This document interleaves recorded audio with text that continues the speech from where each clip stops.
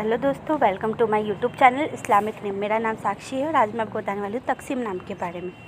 तक़सीम नाम लड़कियों के लिए इस्तेमाल किया जाता है। तक़सीम नाम एक इस्लामिक नाम है और अरबी ज़ुबान से लिया गया है। तक़सीम नाम का मतलब होता है द एक्ट ऑफ डिस्ट्रीब्यूटिंग, मतलब बांटने की क्रिया।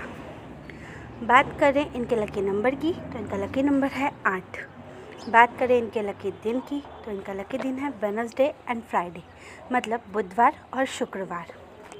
और बात करें इनके लकी कलर की तो इनका लकी कलर है ब्लू, ग्रीन एंड येलो, मतलब नीला, हरा और पीला।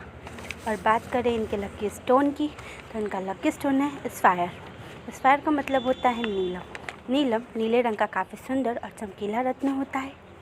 इनके लकी मेटल्स की बात करें तो इनका लकी मेटल है ब्रॉन्ज, मतलब कांस्य। अगर आपका नाम तक़सीम है तो कमेंट बॉक्स पर अपना नाम ज़रूर लिखें।